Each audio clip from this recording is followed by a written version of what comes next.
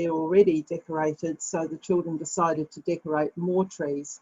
And you can see there that we've got quite a range of different art activities that have happened. And these art activities, they're really just scraps of things that we found at home. So they've been making fairy gardens as well out the front, and discovering that some of the old doors that used to be there needed to be repainted and needed to be rebuilt. So the whole way we've managed this really is by letters. So the girls have been writing to the fairy who lives in the forest, and they receive back a letter every morning. And it's been really, really interesting to see how motivated the children are to do the writing. And the whole time that we've had lockdown, I haven't really had to say to them, we're going to sit down and we're going to practice some writing now. Because the minute we get to the forest, the children are out of the car and running over to the little letterbox that they've made, waiting to see if the fairy has written to them. So if you have a look on the outside, you'll see that English, we're doing all this in a very holistic way. In fact, they don't even know that they're learning about these things. So we're writing letters, and every morning reading those letters. There's lots and lots of conversations around what's been happening with the fairies, lots of oral language, and we've been also sharing stories. Stories about what the fairies were up to a few years ago in the forest, and also reading stories about fairies. You'll see the links with the maths there. There's lots of positional language, you know, where the fairies live, and the gardens, how we're going to build the gardens in front of the fairy houses or beside them, or at the top we're going to put decorations, etc. And the geometry involved as well. And for social sciences, if we make a link with that part of the curriculum, it's understanding that we all have responsibilities in a group setting. So the fairies have all got responsibilities as well, which we've talked about. And then science, looking at the living world, and understanding, you know, some of the things that we're finding around the fairy houses, some of the interesting bugs and insects and things like that, spiders, etc. And the technological practice, the children actually built the fairy doors and learned about hinges and putting the hinges onto the doors, etc. So we're lucky that we have a forest, but I'm sure that everyone's back garden has a tree or a bush that can become this fairy wonderland, if you like, with just a little bit of imagination. Yes, thank you, Linda. And I think that's a really good point to make, is that it really doesn't take a lot to be able to generate the interest that comes from this kind of play. If you have some children who perhaps have a bit of an interest or a curiosity around magical creatures, they don't have to be fairies, it could be whatever the magical creature might like to be. It could be witches, it could be dragons, it could be pirates, it could be anything like that. So it's about you setting up something in the back garden for your children to discover, and then you really to play along with it. No different to the Tooth Fairy, Santa Claus, and the likes, the Easter Bunny. So that's just one example. And this is for our level 1 of the curriculum, but it does run its course for as long as someone can hold that magical belief. Our second example is dinosaur play. Linda, do you want to explain that one? Yes, this started off with just some plastic dinosaurs that we had in the forest, and the children decided that they wanted to use the wood offcuts that we had. You can see right at the top of the slide there, to build a wall for the dinosaurs to protect them. And so we did a bit of patterning there in how we could lay the blocks of wood to make an effective wall, how we had to have a fairly strong structure at the base of the wall to help keep them standing up. So there was a lot of technology and maths involved there. Lots of positional language again, and building the bridge that came after this. You'll see there lots of planks of wood, and counting, etc. Lots of geometry, and you'll see that the dinosaurs there are walking along the plank, which was the bridge across the creek, and also some potions being made over on the left-hand side there for the dinosaurs. So the early stages of chemistry for these little ones, looking at in the science curriculum, and connecting with children's urges. So there was a lot of transformation and digging and enclosure and construction going on. We also, at the top there, you'll see a dinosaur with a pipe. So we talked about how could we get the dinosaur down the pipe, and using water to help the dinosaur to move down the pipe. So once again, you can see just from the start of using the dinosaurs in the garden and saying, gosh, let's help the dinosaurs. Why don't we build a wall? And just getting some offcuts there. And starting that just led on to all these different aspects of dinosaur play. And I think there's a couple of points there just to make, and I've actually sent through a file on the chat function there for people to download and have a look at later. But what's happened here is that we've picked up on what we mean by children's urges. So your children at home will be engaged in play that actually comes about through either an interest, so they may have a fascination for dinosaurs, for example, or their play might demonstrate a kind of urge that they have. And these urges are something that your teachers that are involved with play will really be starting to understand about the way your children learn. So where we've got there at the top, children's urges, we talk about construction, transformation, digging and enclosure. And these are urges that when we start to see them, we know that we can respond to that kind of play. So construction obviously is an obvious one, building or putting things together, or in this case, mixing things as well, that early chemistry. Transformation we often see in dramatic play, children that like to dress up or that like to create things, for example, out of Play-Doh. And digging's an obvious one. And enclosure, if you've got fort builders or hut builders at home, people who like to get inside boxes, or people who like to build things for little creatures like habitats. Those are all examples of children's urge to enclose. And the way that children play are through these urges. So as you start to see your children playing and unfolding, we have to be able to think, well, how am I going to respond to that in a way that helps our children learn a little bit more, or maybe just explore these urges a little bit more. And it's usually through putting out resources like Linda's done here that just might kind of pique their interest a little bit as well. So that's one example there. We are having some questions come through, so I am going to get to those very soon. We're just going to share these next lot of examples and then get to the questions at the end. Stacey, I'm going to come to your one now, moving up in age a little bit, moving away from the 5 to 6 year olds and heading into slightly older age group. Okay, so this one here's come about because this young man, he's 10 years old, is a friend of mine, a son of a friend of mine, and it came about because all summer he has been intensely passionate about cricket, and he is intensely passionate about rugby in wintertime, and this is just an ongoing thing for him. He needs that calibration outside to really settle him down. So he's the kind of kid that if he's been inside for a really long time, that going outside, spreading his wings, running around and doing this kind of thing is incredibly calming for him and centering.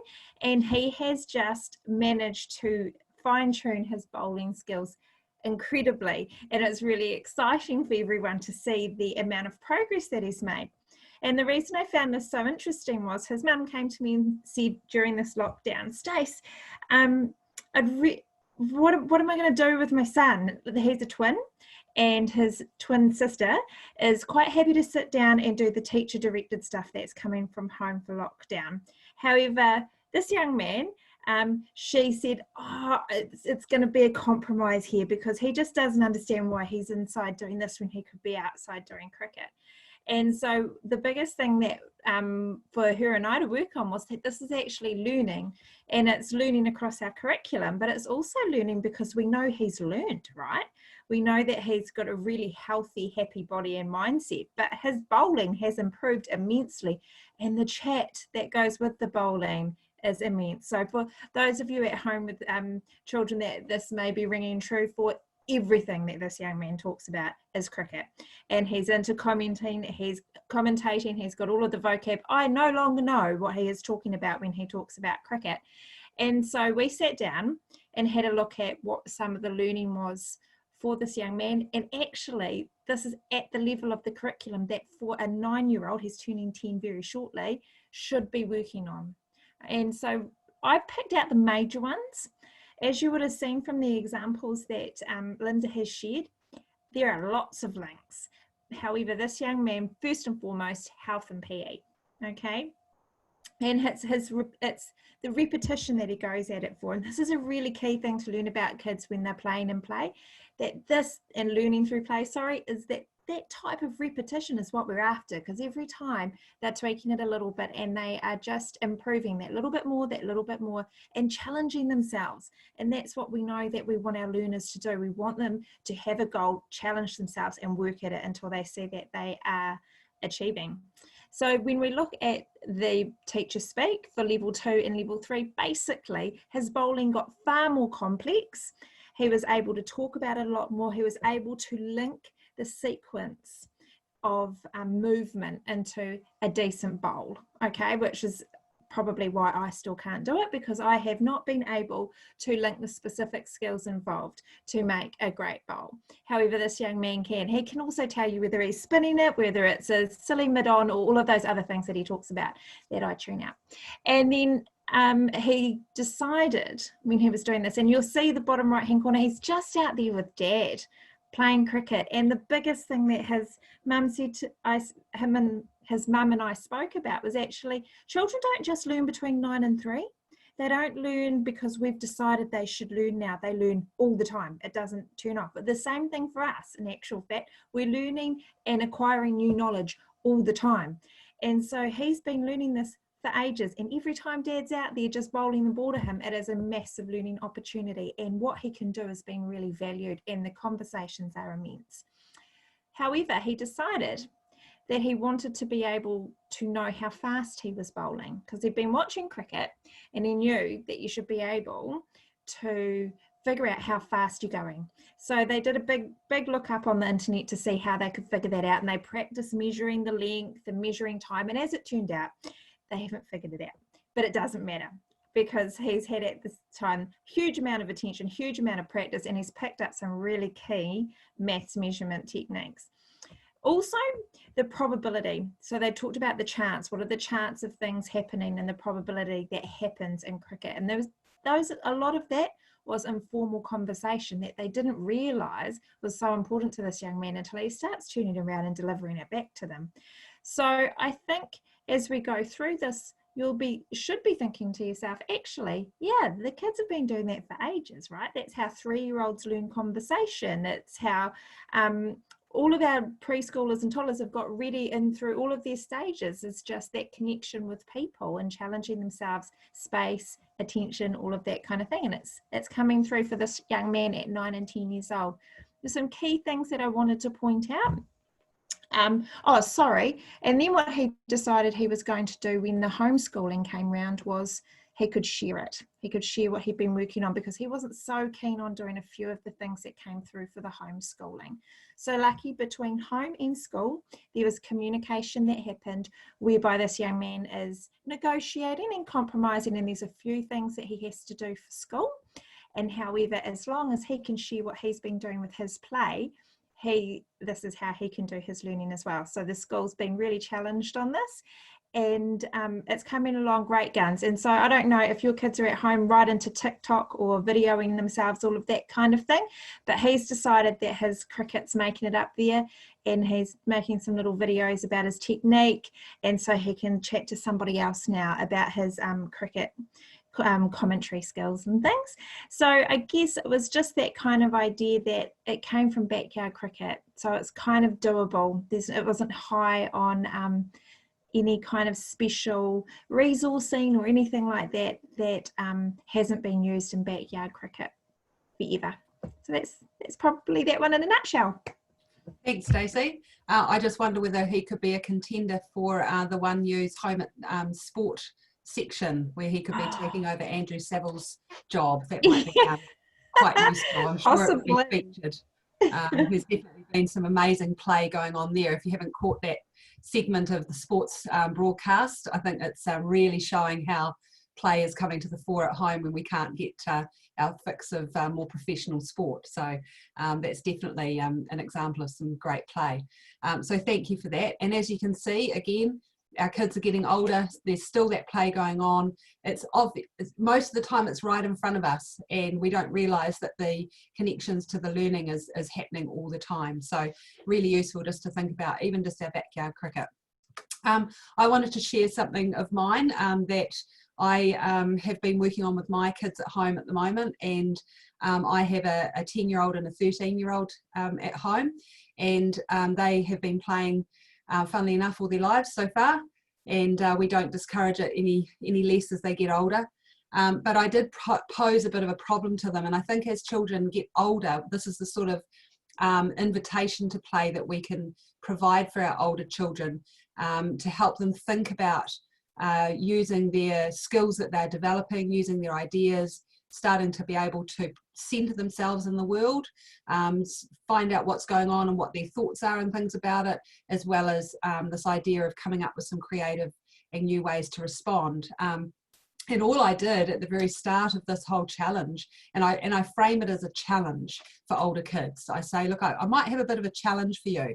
And one of the key principles around learning through play is that children always have the choice to engage. So we can present things to them, but they ultimately have the choice whether they take it up or not. It's not the same as compulsory activity that must be done. So you kind of got to pitch it in quite a motivating way.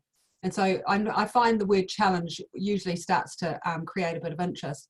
And I started complaining really that we had very little flour and very little yeast going on, that they could see that, you know, I was getting down to the supermarket as the shopper for our bubble and coming back with no flour. And I said to them, you know, well, first of all, we discussed why there would be a shortage of flour at the moment, what might be the underlying reasons for that, which led us to some of this social sciences focus here, thinking about the wider community and what happens when there are events in the community like this, and the impact that has on our resources and how people respond. So even just that discussion. And I think what's really important to remember, that discussion is still very much proof of learning. In fact, it can be even richer in a way, because the moment that we start to say to kids, right, can you write your answers down, or can you create a poster about this, or do a slideshow about this, then suddenly it kind of starts to limit kids back to having to do something that requires them to create a product at the end. Whereas if we can actually engage in some genuine conversation with kids, we're still teasing out a lot of the learning that goes in around behind it, but in a way that promotes some really creative thinking and enables them to give some answers in a different way. So just remembering that when you're having those conversations with your older kids, it's still very important learning that's going on. We don't have to then go and write the answers down. So we had that conversation, and then I just threw the challenge to them, and I just said, look, I wonder if you could come up with a recipe then where we could create some food at home, some kind of baking, because I know my kids love baking, where you don't have to have flour or yeast. And you could use what's in the pantry, but sparingly, because we don't know, for example, sugar, we don't know about baking powder or baking soda, all those basic ingredients of baking. We don't know whether we're going to be able to get these things again. So when you come up with your recipe, it would be really great if you use it in a sparing way, right? So frugal baking in the time of global pandemics. And it was a really interesting way that the two of the kids responded, because straight away my daughter, my 13-year-old who loves to bake, she's quite confident baker, she went straight away to Googling up on the internet all these recipes that use something other than flour. So she had big tables full of these recipes and quite decadent recipes to do with using peanut butter and to using almond flour and all of these quite expensive ingredients that we may not have a lot of in the pantry. And I let her go, let her get it all out. It was all her writing. It was a big A3 sheet, and she just went for gold and wrote down all these different recipes. And then I said to her, look, actually, I'm wondering though what your recipe would be. These are all recipes that other people have created, and it would be really great to see what recipe you could create, and it would be your own special recipe. But just remember, when you're creating it in the kitchen, to write down what you're doing, otherwise you'll forget, and if it works out well, then we want to be able to replicate it again. So just make notes as you go, as you're creating. And so you can see her starting to the cogs turn a little bit, and away she went. My son, my 10-year-old, he took a very different interpretation of the challenge, and he decided instead he was going to create a potion rather than something we could use to eat. And so he created a wonderful potion where he got really into mixing things, and you'll see there in the photo his science experiment. And for me, my role at that point, once he started to create it, was to prompt him again to write it down so that he had the accurate measurements sitting there for his potion. And then at the end I said to him, well, what does your potion do? And he hadn't really thought about that, because that wasn't the point of what he was doing. He actually really just enjoyed mixing things and putting things together and seeing what happened. And so just by me inviting him to think about the purpose of his potion, he was able to get back into a creative space even more and start to come up with more of a story behind the potion as well. So you'll see there that, again, just by throwing that little challenge out to these kids who are slightly older, it created an opportunity for them to think in a different way and to come up with something that was highly creative. You'll see there's links to science there, English around. There was a lot of writing going on, a lot of researching going on, particularly by my daughter. She was having to remember back to some of the ingredients, the key components of baking that would make something work. For her, you'll see her interesting creation there, which was I think far more sugar than anything else we had in the pantry, which we all kind of thought in the end would be tempered down a little bit with ice cream. So we decided it was a success in the end, but it tasted very much like golden syrup cookies of some kind, but lovely and chewy. So she thought that was quite good. So this idea around how things mix together, how we need to have a liquid and a solid and a flavour to our baking, and what that involves in terms of the chemistry behind that. As I said, the writing down, using language features appropriately, correctly writing a recipe, which is a procedural text, as we call it in teacher speak. So how do we write the procedure of creating this? How do we make sure that we've got the correct terminology for our measurement, ways that we measure our ingredients? How do we write it down in that sort of standard recipe form? So understanding the format for creating and making recipes. And obviously heaps of maths knowledge in this. Baking is one of the key things you can do at home that creates opportunities for maths. Probably the most relevant way to teach fractions, if nothing else. I think it's a great way for kids to really see the context of fractions. And then technology as well, that idea of planning for a brief. We've got health and PE sitting in there around safety management. If you're mixing a potion, you've got to know what might explode and what might not, and what's dangerous to put together and what isn't. And as I said earlier, linked to the social sciences as well.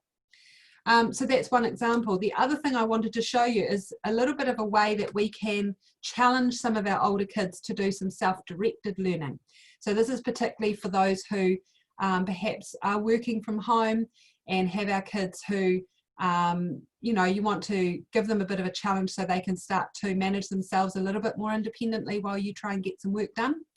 And so this is just one example that I would certainly be giving older kids, and I would be negotiating. You'll see down the bottom there, 50 points equals your choice of.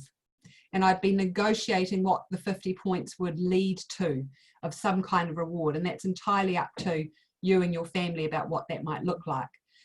But you would give them a time frame around completing this. And this is a way that we can compromise in terms of incorporating some playful ideas at home, ways that we can get some learning going within the play, but also giving your kids an opportunity to have a bit more choice and work a little bit more independently. So you'll see there that we've got things like using the recycling you may have at home, design and construct a new toy for your pet. Now, these are not necessarily directed activities. These are what we would call play invitations. They're little motivators that the kids would then read through and decide whether it kind of interests them to do it a little bit. And this is just an example. You know your kids best. If you were to create something like this, you might be putting in things there that you know might relate more to the kind of urges that they have. So for example, my daughter, my 13-year-old, has always had an urge around transformation. So I might include more examples of transformation type play, the idea of changing one thing into another, creating something, or for example, even down to her designing costumes, or creating special effect makeup, through to her baking and so on. So that's why we can mix and put all these ideas together in different ways for kids to be able to benefit from, that's more personalised. But this is just an example of how you might give your kids a bit of a menu to work from that encourages some creative thinking, some problem solving, some innovation, some flexible thought, all those things that we want to see that come about through playing with ideas and trying new things out.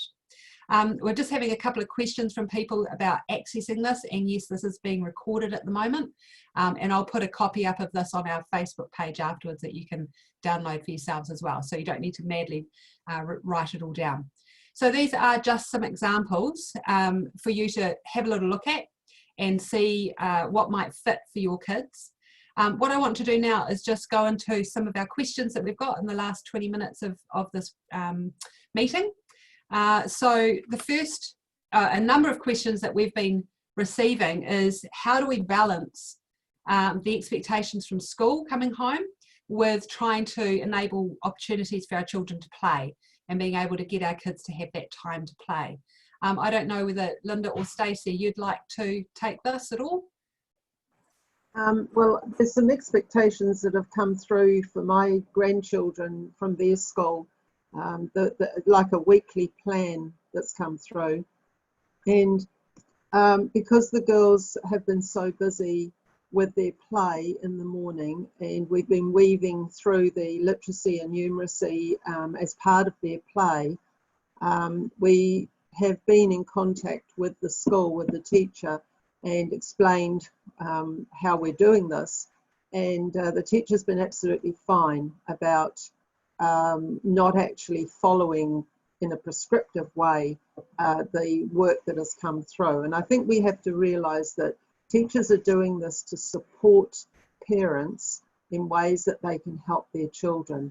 I feel fairly sure that many of the teachers are not saying to parents, you must do this. You know, at 9 o'clock in the morning, you must sit and read with your children, and you must give them this worksheet, or you must do this activity.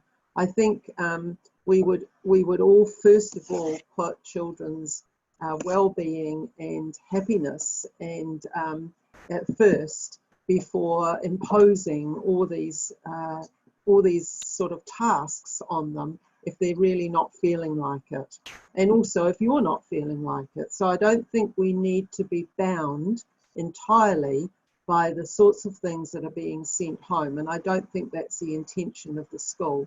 I think if you can see your children are really, really involved in their play and doing some of the activities that we have suggested, like the activities we've suggested, and you can see the value in those activities where you can see maths happening, you can see writing, you can see reading happening, there's lots of conversations, there's some problem solving going on. If you can see all those things and your children are active in that way, then they're learning, and they're probably happily learning with you supporting them. So I think we just need to relax into this a little bit. Yes, Stacey, do you have anything to add?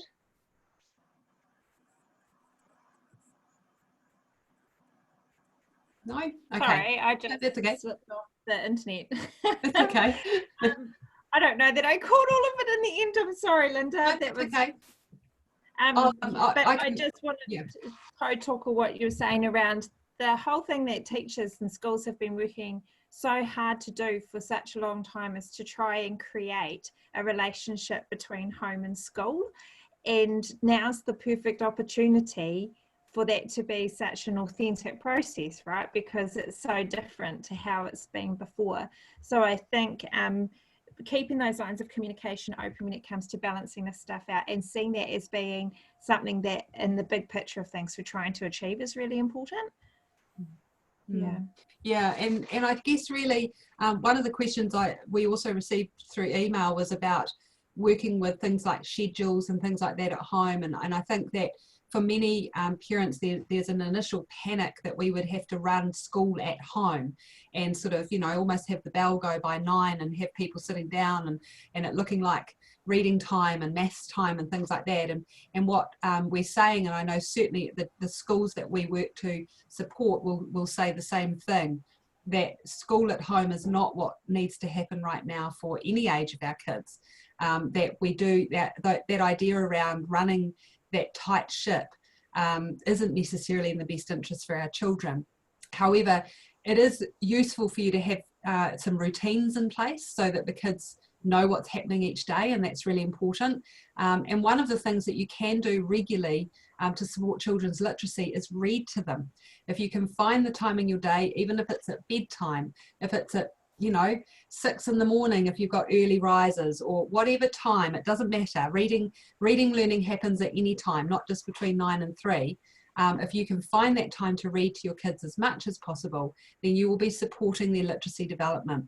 If you're not confident with necessarily going through the reading material that's being sent home from school, then your children will not miss out if you just continue to read to your children and have a shared book or shared picture books if that's the case at home. So that's one thing that you can help to support your children's literacy development with. And as I said earlier, the other thing is just having lots of conversation with your children, lots of discussions, lots of talking about what's going on at home. When kids are helping out with jobs at home, just talking to them through that process is again really supportive of their literacy development too. So don't feel that you've got to follow things word for word and letter by letter with what schools are sending home to you. If you're able to, then just get that reading to and talking with children for their literacy development. And you'll see that just by the examples we've shared with you, that in play, children actually explore a lot of maths concepts too. So again, you don't need to be sitting down and doing screeds and screeds of maths worksheets to try and keep up with everyone. Children's play incorporates maths in a much more realistic and contextual way, real life way of learning maths. And so it's really important for you, if you're seeing that, just to be able to support them with that as well. So just be reassured with that. I think also, as Linda and Stacey both alluded to, talk to your schools about it. If it does cause a lot of stress at home, let them know and just say, at the moment we're just going to follow a very simple routine at home. We're going to play a lot at home. I'm going to try and get in there and talk with my kids as much as possible, but I've also got my own work to be doing, so we're going to try and read at night. We might do a little bit of looking for maths and play, or trying to get some ideas around science going or whatever, but don't stress about it, because your children will be learning anyway, and that's important to be reassured with. We also had a question here around, I'm just going to scroll up a little bit here, towards resources or activities we can use to support and foster our kids' specific urges. Or should we be supporting them to step out of their comfort zone and practice other urges? So one of the things that's I think really important to remember about the urges is that these are things that the children drive themselves. So it's not something that we necessarily can teach them. So it's really up to you to sit back and have a little look and start thinking about what kind of play fits with what kinds of urges. And a really useful article that you can read if you want to Google up is a piece written by Penny Brownlee and Kimberly reasonably crisp. I think it's Penny Brownlee, and she talks about something made me do it. If you Google that up, that gives you a really good understanding of this urge, this need to be able to play in a certain way.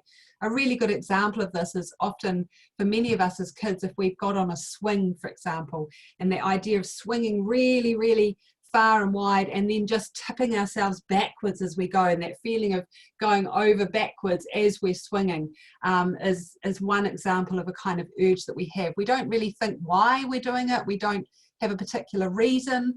It just is because we want to do it and it feels good. The same way as rolling down a hill, you know, this idea of just sitting on the edge of a hill and rolling down it. That's a rotation urge. Seeing images of things in clouds, you know, looking at different clouds and going, I can see a dragon or a rabbit. That's an idea of a transformation urge again as well. So hut building, enclosure urge. So there's all these things that just kind of innately happen. And really the best way to support our children with these urges is to firstly be able to see them, notice them in the children's play, and then think about ways that we could resource them to happen even more. So if you've got someone that likes enclosure, pull out all those old sheets that you've got in the linen cupboard. Try and find some recycle. I mean, I don't know about you, but my recycling's backing up at home here at the moment, so I'm sure we can find some cardboard that kids can be creating enclosures with. Create different opportunities for kids to be able to enclose themselves in different ways, either inside or outside, and that helps them just explore that urge even more. Really important to be able to offer that transformation. You don't have to have the latest fancy dress ups and things like that. You can just simply pull out all those old sheets again, pull out some of your old clothes that you haven't worn in a couple of years, your old shoes or your ties or your hats and your handbags and all that kind of thing. Often that leads to all sorts of dramatic play when you get that kind of resource available for your kids. It's no different to with our toddlers in the kitchen, dedicating a drawer for them for the pots and pans that you know they're going to pull out every time. It's just making those resources available for our kids based on the urges that you see. We had a question there around how do working parents facilitate learning at home with a year 1 child. Stacey, are you able to add to that at all? Call on you for a moment, if you can hear. Yeah, I can hear. I just flicked in and out. Sorry, could you just do that again? Just the idea of being able to support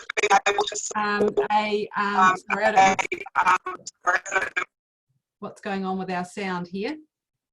The idea around being able to support a year 1 student while mum or dad or parents are working from home. Yeah, it gets really tricky when you're looking for things that are not requiring you to be there every minute of the day, along with things that so things that are independent, but things that you can join in with later on and stuff like that. I think what's really key to remember, and we talk a lot about this with teachers, is that there is so much learning happening when you're not there as well. So just remembering that when the children have, they might have their routine, they've got their safe space at home, they've got whatever you've popped in place so they can go away and play happily, they're going to be learning within that space, whether you're right there doing it or not. So you're not holding the learning opportunity, and when you can free yourself up to sit next to it, the learning will happen. The learning will often happen, does happen, in spite of you. You add to it, you make it more special, you value it, you challenge it, you do all sorts of great things with the play, but it will happen when you're not there. A second thing that we work really hard in a classroom to have that you guys at home, for some of you, will do naturally so easily is the tuakana taina. And when we talk about that, we're talking about age differences working together to play together. And in a school situation, especially if you get to bigger schools and things, we put children in age banded classrooms, right? So year 1 classrooms, maybe year 1, year 2 classrooms, and they go through with the ages. And one of the things that we know really benefits learning is cross grouping, cross age groups, people being able to play with children and adults of all sorts of different ages. So if you have siblings within the bubble, cousins within the bubble that children can play with, really fostering them to play in together, thinking of opportunities for them to work together. It's don't feel like the play at home needs to be set into ages, and that you do this kind of play with a 6-year-old. The children will naturally do a really well-rounded play across age levels too. And I saw my friend have the most amazing examples of this day after day after day, because she's got 3 young children at home, a 6-year-old, a 4-year-old and a 2-year-old, and they're the best players when they're all playing together and they're all getting something out of it. And it's really hard for us to replicate that at school in time. We have to be very very mindful about how we can make that happen, whereas in some of your schools, some of your homes, you can do that just so naturally. So the other things that probably come to mind for me, Sarah. Yeah, thank you for that. And I think it's to acknowledge firstly as well that it is difficult having kids playing at home while you've got work commitments as well. We're not making light of that. It is a very difficult, trying time for everyone involved. And I know that the younger the children you have at home, obviously the more time dependent they are of you and need your attention a lot more. So it really does require an enormous amount of patience and flexibility in that regard. But it will be no different to you having to sit down and perhaps work with a child around some learning that they aren't so motivated or engaged in. It will be much more difficult to have them do that as opposed to them engaging in play that they are interested in themselves. And so one of the key benefits of play is that you're working with a child on something that they're already motivated to do or be a part of. It's a lot harder to get a child engaged in something that doesn't interest them. So I'm talking about things like worksheets or activities that perhaps aren't in keeping with what their natural urges are in play or their interests. So it's really useful to just keep that in mind. Work with what you've got, work with their interests and work with their passions, rather than trying to make them do something that they're really just not interested to do. That's where you win half the battle, to say the least. But no, it certainly does mean that flexibility on many parts by everyone involved when you've got young children and having to juggle working from home as well. I was just going to say also, Sarah, is just manage your expectations about how much you feel you need to be there for each child as well. That sure, they go to school from 9 till 3 or 8:30 till 3:30, whatever it works for you, but there's no expectation, obviously, that you would be able to replicate a quantity amount of time like that either. Think of it as being that quality time, not a quantity of time when it comes to schooling at home. And actually, Sarah talks to that kind of thing far better than I do, from choosing to school her children in an alternative way at home as well, which means that that idea of time is really different at home than it is at school. So please don't think that you've let anybody down if you're not structuring in these massive amounts of time either. Yeah, and as Stacey said, I'm a homeschooling mum by choice. Prior to lockdown, we were homeschooling anyway, and I first started with the idea of school at home when I first became a homeschooling mum, and we started at 9 o'clock and we were all finished by 10:30. Everything was done. And then I suddenly thought, my goodness, now what do we do for the rest of the day? Because they're supposed to be at school until 3 o'clock. And so I quickly learned that not focusing in on the time and the amount, but looking at those moments of learning is really important. And if you're able to notice that your children have become involved with a very involved game, it might be, I've had someone share that their children today were involved with an operations game on the animals at home, and it was a hospital by the sounds of it, and all the animals were getting treated. To let that go on instead of interrupting the kids to do their maths is a recognition of the quality of learning that's happening between the kids, that when they're involved in particularly a dramatic game like that, is a game that involves a story to it. It's actually really high level play that your children are involved in, and that kind of play is actually really important for their literacy development, their imagination, their creativity. Again, all these skills that we see that children need right at the front of their brain, which are really important for their future development. So it may look like a a game of make-believe, but that game of make-believe is so critical to their brain development that I would much prefer to see that going on for longer than them sitting down and having to do a worksheet because they're required to do some kind of maths thinking. It's actually taking them away from a really important high-level thinking part of their brain. So just start to look at the quality of learning that's going on rather than the amount of time that you put into it. I've also had a question there around understanding where children learn at their level. And this, I think, is relating even more so to slightly older children, children sort of 8, 9, 10, as parents sort of wondering about what's developmentally appropriate or appropriate for their age when it comes to getting them to do certain types of work. For the example that we've been given is around persuasive writing. What are our expectations around children doing this kind of learning at home versus what we would think of as persuasive writing? And I think probably Stacey's, again touched on it when we talk about this idea of having our expectations realistic. Yep, there are times where our children will do something that to us might seem a little bit hit and miss, or it might not have been their best work, or you can already tell that they're not committed to it and they're just doing something to get it done. And I think that that's probably a really big indicator that what we're asking our children to do is something just simply that they're not interested in doing. Now, that's not to say that they can't do it or that they have to get off easily if it's a task that they've been asked to do. But I think it really points to this idea around motivation and engagement.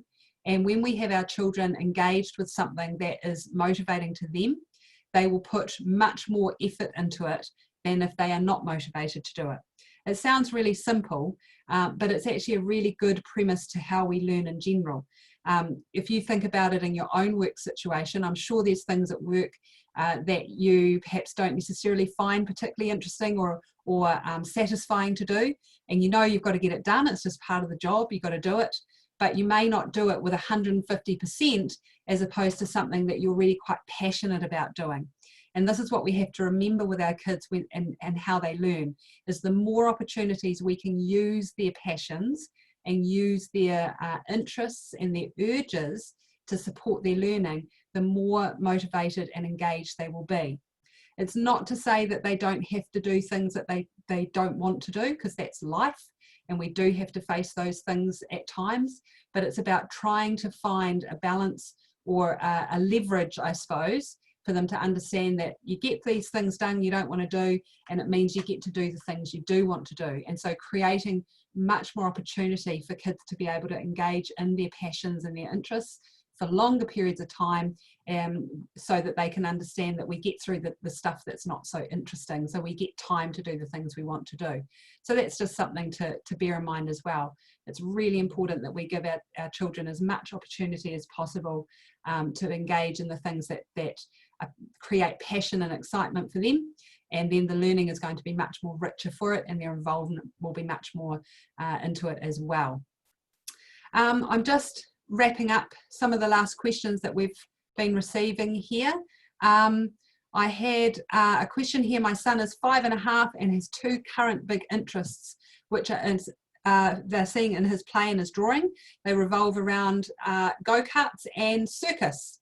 And so it's, again, this is great information when you start to see these interests coming through.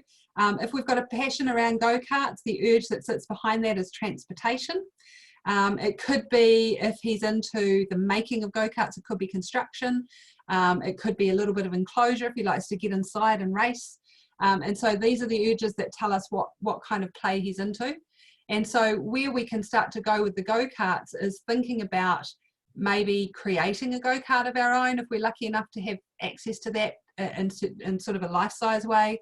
But if not, we can certainly set up miniature versions of race tracks and go-kart races and all those sorts of things that will lead to discussion around speed, physics, technology. There'd be English involved, maths involved around position, measurement, and so on. So there's a heap of stuff there that could be related to that just by starting to set up some kind of go-kart response to that interest. And the circus is a great one. It's quite interesting. It would depend on what aspects of the circus that the child might be interested in. You'd have to probably just have a little look a bit closer at that. But my first thoughts are around transformation again, that idea of performance, whether it's a human circus, which is definitely more popular at the moment, or whether it is the old-fashioned animal circus. Maybe having a discussion around that is really useful, about maybe why we don't have animals in circuses quite so much anymore. And then the idea of creating a circus at home. What would you do if you were in a circus? You know, would you be up on the high wire? Would you be a clown, and so on?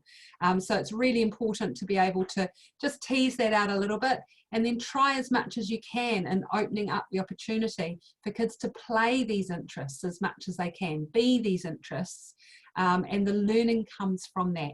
So that's really important to remember as well. Those are the questions that I've had put to me. If anyone wants to drop us a line if you've got any more questions as we go, and perhaps as you think about what we've been sharing with you tonight. I think some of the takeaway messages that's really important, and I'd like to leave you with this quote here by our Prime Minister, which I thought was a great comment that she made last week, particularly again just as a reassurance around how strictly we adhere to the things that are being sent home from school at the moment, and how much we take on board as a role for ourselves around that educator role at home. I think one of the clear messages that's been coming through all along is that you are mum, your dad, your nana, your auntie, your whatever your role is in your children's lives, and that's the most important role for you to have right now. You don't need to be a teacher in this as well. That's primarily your role, is to be the consistent, caring person in your children's lives, that mean that their stress is minimized as much as possible during this time, and that they can explore their interests and their passions through play as much as possible. And we really wanted to just reassure you as much as we could that they will still be learning as a result. And for those that have children engaged with play at school, the idea is to really just maintain the consistent approach that your children will be having where they are playing at school, when they are at school, and to be able to give them those same opportunities at home. Let them pull out the junk from the recycling, let them have the broken bits of stuff around the place. You know, be a little bit loose with some of the mess. Don't be too concerned with mess that happens, although have some guidelines around cleaning up eventually. But that allows our kids to really get creative and play with the resources that they would normally have in the school environment as well, around those loose parts that children use in play too. And so really just be reassured that your children are learning all the while that they are playing. Just a final reminder as we finish up tonight, here's the link for those that can. Please give as much or as little as possible that you can. We know it's, again, as I said, a trying time financially for everyone involved in what we're going through as a nation. But these, the Student Volunteer Army are doing a fantastic service, as many of our frontline services are. But these guys here are really supporting the essential workers and their families as we keep working through what we're working through here. So that's the information around donating to them. Otherwise, we'll finish this evening with just a great thank you for joining us. This has been recorded, so we will be popping this online once I get all the links through, and it can be shared with school communities, with other parents that you think might benefit from this, and we'll share a couple of those resources that we popped up to that you can have a little go at yourself. Once again, you can email us if you have any questions. You can message us on Facebook if you have any questions, and you can ask away. And good luck, have fun playing with your kids, and enjoy the time that we have left with them at home. I know we're all sort of thinking 3 weeks, but trust me, if they're playing, they'll be having fun, and they'll be learning for it. So thanks everyone for joining us this evening, and have a great week.